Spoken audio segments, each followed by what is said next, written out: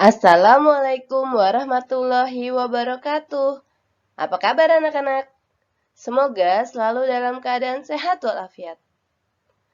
Nah, hari ini Ustazah akan menjelaskan tentang tema 1, hidup rukun, subtema 4, hidup rukun di masyarakat, pembelajaran 5. Namun sebelum itu, mari kita berdoa sebelum belajar. Sikap berdoa. Berdoa dimulai. A'udzu billahi minasyaitonir rajim. Bismillahirrahmanirrahim. Rabbis shrahli sadri wa yassirli amri wahlul 'uqdatam min lisani yafqahu qawli. Rabbi zidni ilma warzuqni fahma. Amin ya rabbal alamin. Baik, mari kita mulai pembelajaran pertama. Baik anak-anak, yang pertama kita akan membahas tentang penjumlahan bilangan ratusan. Di sini Ustazah akan memberikan 2 contoh soal cerita. Yang pertama, di lemari ada 276 buku matematika dan 422 buku bahasa Indonesia. Berapakah jumlah semua buku yang ada di lemari? Ya, kita harus mengetahui dulu apa yang disampaikan oleh cerita tersebut. Cerita tersebut membicarakan tentang di sebuah lemari ada 276 buku matematika dan 422 buku bahasa Indonesia. Lalu, lihat pertanyaannya. Berapa jumlah semua buku yang ada di lemari? Artinya, kita menghitung jumlah buku matematika ditambah buku bahasa Indonesia. Nah, secara matematikanya atau kita hitung itu menjadi seperti berikut ini. Nah, seperti yang sebelumnya sudah pernah Ustazah sampaikan, ketika kita menghitung penjumlahan ataupun pengurangan, kita bisa menggunakan cara panjang. Seperti ini, kita uraikan setiap bilangannya, yaitu 276 ditambah 422 menjadi 276. Kita uraikan dulu sesuai nilai tempatnya ya.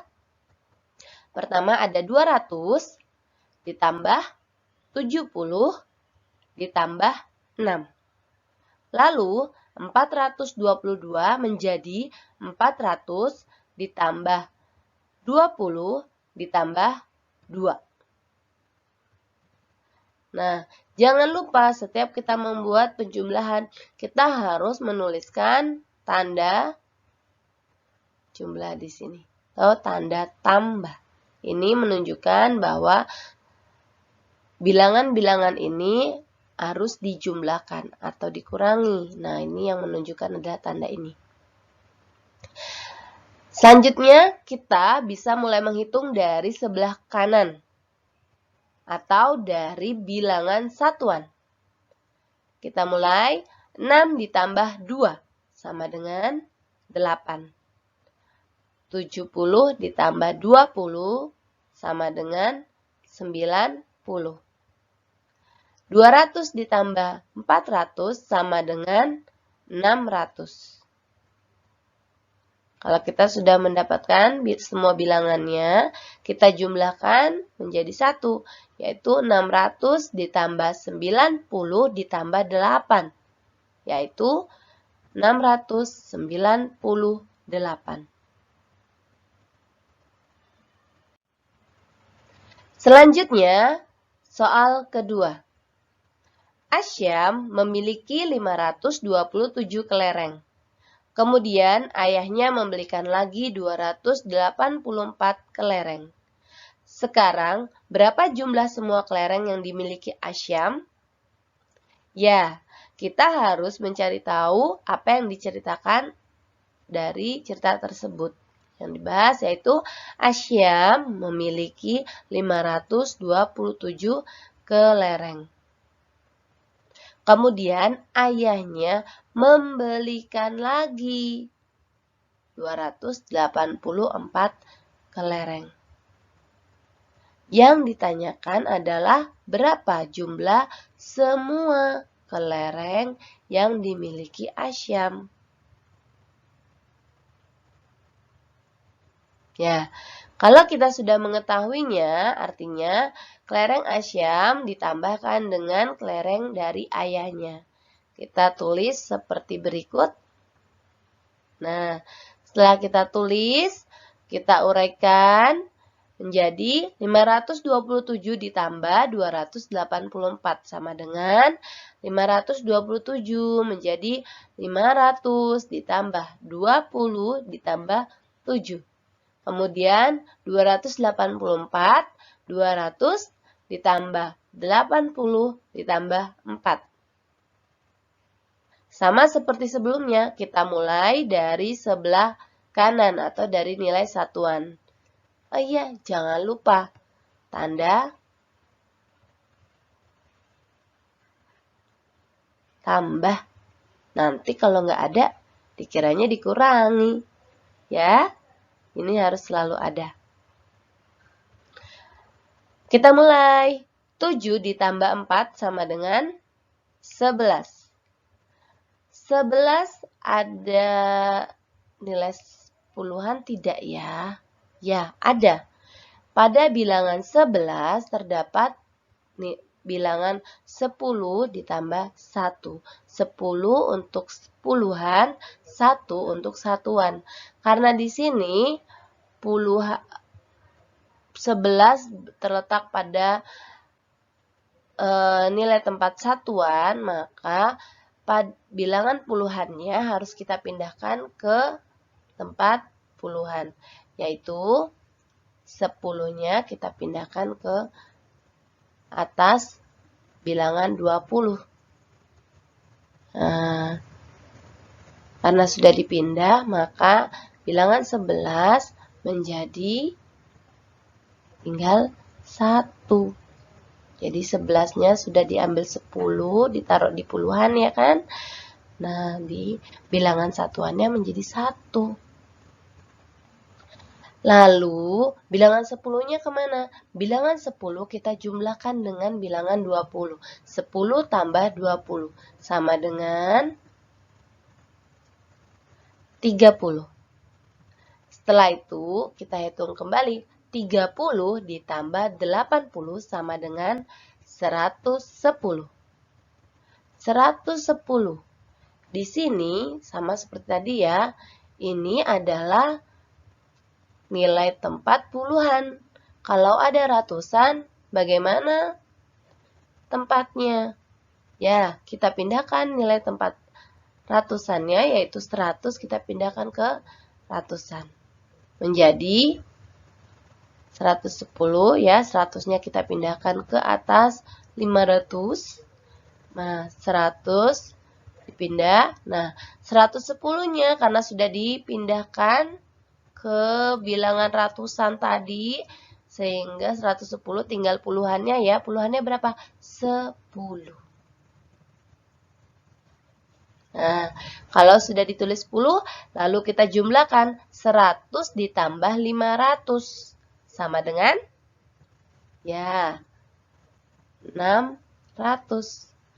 600 ditambahkan dengan yang di bawahnya, yaitu 200, menjadi 800. Kalau sudah selesai kita menghitung, kita jumlahkan semuanya. 800 ditambah 10 ditambah 1, menjadi 811. Jadi, jumlah seluruh kelereng Asyam sekarang adalah 811. Baik, kita lanjutkan. Selanjutnya adalah soal pengurangan bilangan ratusan. Kalau tadi penjumlahan, sekarang pengurangan. Ustazah juga membuat 2 contoh soal cerita dengan cara pengurangan. Pertama, Mufidah mempunyai 516 kantong beras. Ia akan memberikan 314 kantong beras pada fakir miskin. Berapa banyak sisa kantong beras milik mufidah, kita perhatikan soalnya. Di sini mufidah pertama-tama memiliki 516 kantong beras. Ia akan memberikan 314 kantong beras kepada fakir miskin. Artinya, kantong beras mufidah berkurang atau bertambah? Ya, berkurang. Nah, yang ditanyakan berapa banyak sisa kantong beras milik mufidah? Caranya, kita kurangi 516 dikurangi 314. Kita tulis ya seperti berikut. 516 kita uraikan dulu menjadi 500 ditambah 10 ditambah 6. Lalu 314 kita uraikan juga menjadi 300 ditambah 10 ditambah 4. Kalau sudah sama seperti tadi, jangan lupa menuliskan tanda kurang. Kalau sebelumnya kita menuliskan tanda tambah atau penjumlahan, di sini kita menggunakan tanda kurang karena pengurangan. Selanjutnya, kita mulai dari bilangan paling kecil atau dari satuan dari sebelah kanan. 6 dikurangi 4 sama dengan 2. 10 dikurangi 10, betul, 0. Kita tulis 0. Lalu 500 dikurangi 300, 200. Nah, kalau sudah kita temukan jawabannya, kita gabungkan menjadi 200 ditambah 0 ditambah 2. Menjadi 202. Itu adalah jawaban untuk soal nomor 1. Artinya, sisa kantong beras milik mufidah sekarang adalah 202. Ya. Selanjutnya, kita masuk ke soal kedua. Ayah Syafa memiliki 783 ekor ayam. Sebanyak 414 ekor ayam miliknya dijual ke pasar. Berapa banyak sisa ayam milik Ayah Syafa sekarang? Paham maksud ceritanya? Ya, Ayah Syafa memiliki 783 ekor ayam. Lalu 414 ekor ayamnya dijual ke pasar. Berarti ayam Ayah Syafa bertambah atau berkurang? Ya, berkurang. Ayah Syafa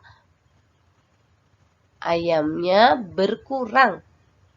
Kita tulis ya dari soalnya menjadi seperti ini. 783 kita uraikan dulu jadi 700 ditambah 80 ditambah 3. Lalu 414 menjadi 400 ditambah 10 ditambah 4. Ini hanya untuk diuraikan. Tapi yang kita hitung adalah tanda kurang di sebelah kanan bawah ini ya. Jadi kita harus selalu ingat bahwa ketika kita melakukan penjumlahan atau pengurangan, jangan sampai lupa menuliskan tanda. Kalau kita sudah menulis, nah sekarang kita mulai berhitung. 3 dikurangi 4, bisa? Ya, tidak bisa. Karena nilai 3 lebih kecil dari 4, sehingga tidak bisa dikurangi. 3 dikurangi 4, caranya bagaimana? Ya, kita meminjam dari bilangan puluhan. 80 dipinjam 10. Nah, berarti menjadi 10-nya pindah ya ke satuan tadi. 10 tambah 3 menjadi 13. Karena sudah dipinjam, maka 80 bertambah atau berkurang? Ya, berkurang menjadi 70. 80 dikurangi 10 tadi menjadi 70. 13 dikurangi 4. Berapa ya? Silakan dihitung. Ya, 9. Sudah? Kita sudah dapat jawabannya. Lanjut kita ke nilai puluhannya. 70 dikurangi 10. Bisa? Ya, bisa. 70 dikurangi 10 sama dengan 60. Lalu, 700 dikurangi 400 sama dengan 300. Nah, sekarang kita gabungkan menjadi 300 ditambah 60 ditambah 9. Menjadi 369. Mudah bukan? Sekarang kita lanjut pada soal latihan berikutnya. Nah, sekarang kita akan membahas soal-soal yang berasal dari pelajaran kita selama 1 pekan ini, yaitu hidup rukun di masyarakat. Kalian bisa memperhatikan kira-kira apa saja sih yang sudah kita pelajari? Nah, ketika kalian mendapatkan soal seperti ini, insya Allah kalian bisa menjawabnya. Karena sudah pernah kita pelajari sebelumnya. Jadi, perhatikan baik-baik. Soal pertama yaitu, berilah 5 contoh kegiatan yang menunjukkan kerukunan warga masyarakat. 5 contoh kegiatan yang menunjukkan kerukunan warga masyarakat. Apa saja sih? Yang pertama, menjenguk tetangga yang sakit. Nah, itu bisa menjaga kerukunan warga masyarakat. Jadi, berarti di lingkungan masyarakat tersebut hidupnya rukun karena ketika ada yang sakit, ada yang saling menjenguk. Kedua, melakukan kegiatan patroli atau pengawasan terhadap keamanan lingkungan. Nah, lingkungan yang melaksanakan hidup rukun akan saling mau menjaga keamanan antar anggota masyarakatnya. Jadi saling melindungi, bergantian, ada yang hari Senin, ada yang hari Selasa, ada yang hari Rabu atau hari Kamis, hari Jumat, hari Sabtu, hari Minggu untuk menjaga keamanan warga masyarakatnya. Yang ketiga, saling tolong-menolong antar sesama anggota masyarakat. Kalau ini, nah, pasti kalian sering melihatnya di rumah kalian. Ya, kegiatan tolong-menolong bisa dilakukan kapanpun dan dengan apapun. Misalnya, ketika ada tetangga yang sedang membutuhkan bantuan, tidak punya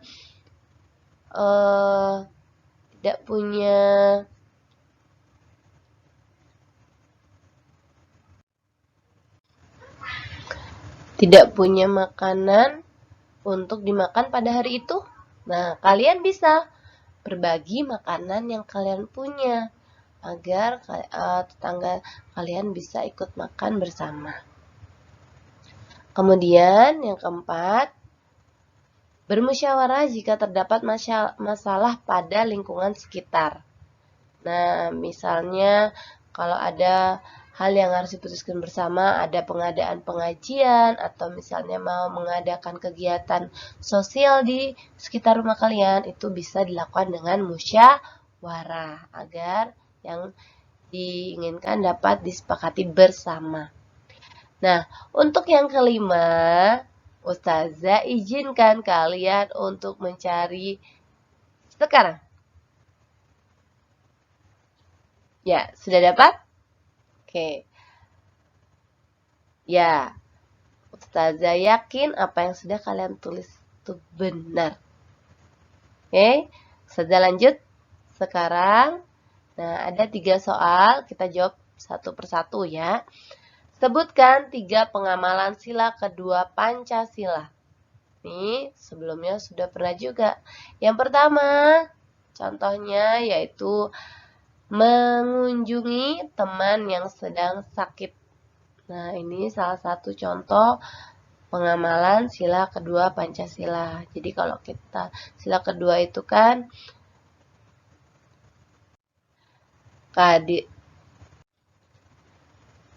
Kemanusiaan yang adil dan beradab artinya kita sesama manusia harus saling tolong-menolong, saling membantu antar sesama manusia. Nah, kunjungi teman yang sedang sakit, itu salah satu pengamalan. Yang kedua, tidak menyakiti orang lain. Nah, menyakiti orang lain sama saja kita sudah melukai perasaan orang lain, karena pada sila kedua kita diminta untuk apa tadi? Tolong menolong, menyayangi, menghormati, dan menghargai apa yang dimiliki oleh orang lain. Jadi jangan sampai kita menyakiti hatinya. Ketiga, saling tolong-menolong sesama manusia dalam kebaikan. Jangan sampai kita ingin membantu teman saat mencontek. Astagfirullahaladzim, itu bukan tindakan yang benar. Tapi kita harus melakukan tolong-menolong dalam hal kebaikan, seperti membantu fakir miskin, bekerja bakti, atau misalnya melaksanakan tugas piket. Itu kan salah satu contoh saling tolong-menolong dalam kebaikan. Nah, selanjutnya sebutkan 3 manfaat gotong royong. 3 manfaat gotong royong. Pertama, yaitu pekerjaan yang berat menjadi ringan. Betul ya? Kita ketika melaksanakan gotong royong, pekerjaan yang banyak yang tadinya sulit dikerjakan sendiri, kita kerjakan bersama-sama orang lain, itu akan menjadi ringan, terasa lebih ringan, lebih mudah, dan lebih cepat selesai. Yang kedua, menumbuhkan sikap tolong-menolong. Jadi ketika kita bergotong royong, secara tidak langsung kita secara ikhlas melakukan semuanya, yaitu tolong-menolong, bekerja sama, saling bantu, itu secara ikhlas. Jadi insya Allah kalau kita sering gotong royong, rasa saling ingin membantu orang lain itu tumbuh ya di hati kita. Oh iya, ada yang kesulitan, waktunya kita bantu. Oh iya, ada yang mendapat musibah, harus kita bantu. Nah, itu adalah salah satu manfaat gotong royong.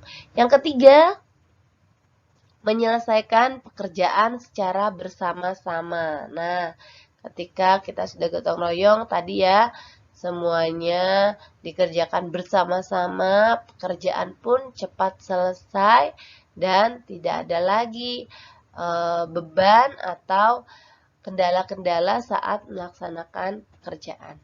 Selanjutnya, berilah 5 contoh kalimat penolakan dengan bahasa santun. Sebelumnya sudah ya.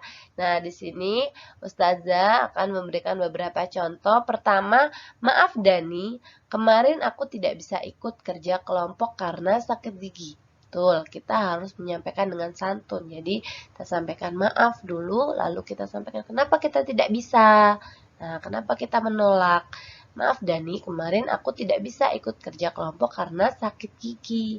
Yang kedua, ada juga maaf ya, aku tidak bisa ikut main bola karena mau menengok saudara sakit. Nah, ini juga salah satu contoh kalimat penolakan dengan santun. Ketiga, maaf saya tidak sependapat dengan keputusan ketua kelas. Nah, ketika kita sedang merindingkan pemilihan piket kelas, kemudian ketua kelas menunjuk dia piket di hari Selasa, dia di hari Senin, kamu di hari Kamis. Nah, saya tidak setuju. Nah, itu kita sampaikan dengan sopan. Maaf, saya tidak sependapat dengan keputusan ketua kelas. Karena, nah misalnya tadi ditunjuk untuk melaksanakan piket di hari Senin. Karena saya pada hari Senin harus membantu adik sebelum berangkat. Jadi takutnya terlambat. Nah, saya minta di hari lainnya atau di hari Kamis atau di hari Senin. Seperti itu. Jadi kita sampaikan dengan santun. Keempat, Saya menolak ide untuk menaikkan uang kas kelas. Nah, ini kalau misalnya di kelas kita ada menentukan uang kas misalnya. Awalnya sudah ditentukan nih, ada uang kas untuk kegiatan kita sehari-hari. Misalnya kita menyimpan Rp500 setiap seminggu sekali. Nah, Rp500-nya mau dinaikkan jadi Rp2.000. Wah, kita kurang setuju. Kita bisa menolaknya dengan santun. Saya menolak ide untuk menaikkan uang kas kelas karena uang jajan saya tidak segitu, atau misalnya karena sisa uangnya harus saya tabung di rumah. Itu juga bisa. Jadi, ketika kita menyampaikan kalimat penolakan harus dengan santun. Jangan sampai apa yang kita sampaikan karena kita tidak setuju itu mengakibatkan menyakiti hati orang lain yang kita tolak permintaannya. Ya, demikian yang dapat Ustazah sampaikan.